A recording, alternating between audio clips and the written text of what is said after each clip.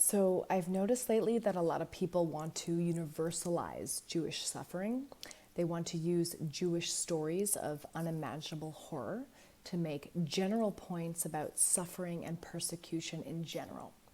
These people may have the best intentions or they may not, we don't know, but they massively miss the mark if the goal is fighting Jew hatred and discrimination, and I'm going to break down why in this vlog.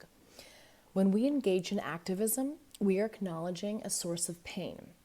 People who are in the streets demonstrating about something are responding to an issue that's hurting their community.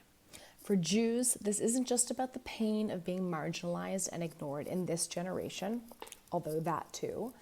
We have the specific pain of being the descendants of victims of genocide and the inherited trauma that imposes on Jews.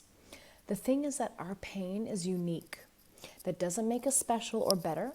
It doesn't mean other people's pain is meaningless or that we shouldn't care. It simply means that when we are trying to forge alliances to make a better world and to bring about change for our people, that we are starting from a very unique point of view, and that is undeniable. If we want to create the change that we need as Jews, we need other people that understand our specific pain, the Jewish pain. Other groups haven't been raised with the idea that mass genocide is a very real possibility. They haven't been raised by families whose grandparents literally ran for their lives and whose families were murdered. That doesn't mean it's going to happen again, or that the situation now is just like Nazi Germany, or that your neighbors are only one missed bonus away from joining the Gestapo. That would be ridiculous. It means that you grew up with memories of a painful story and you're reckoning with how to deal with it.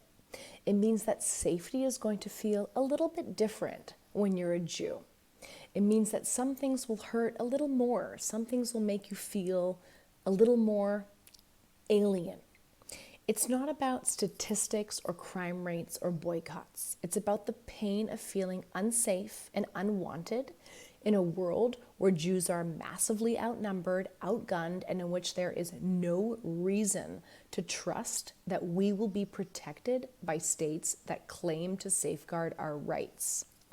When we universalize the Jewish experience, it can come out of a desire to seek common ground and build a broader coalition. After all, doesn't everyone bleed the same, laugh the same, cry the same?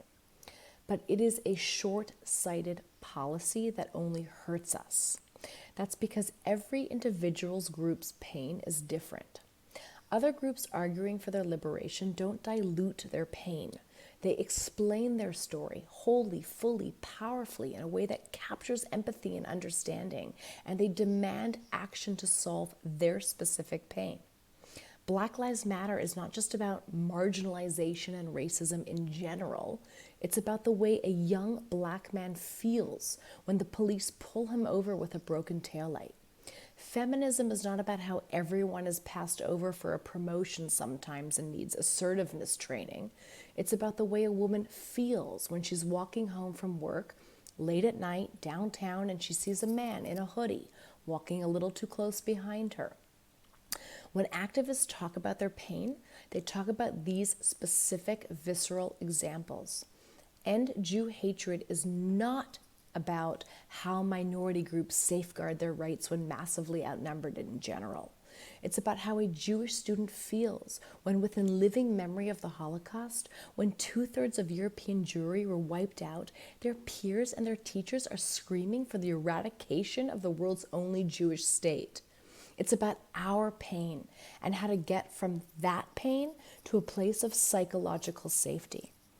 The mistake that we keep making is thinking that if we as Jews ground our pain in a story about the pain of others, they will somehow get it and accept us. But they won't. Not until they look at the Jewish story honestly on its own terms, not through somebody else's lens. It's time to talk about, validate, and heal Jewish pain now. That is the path to our liberation.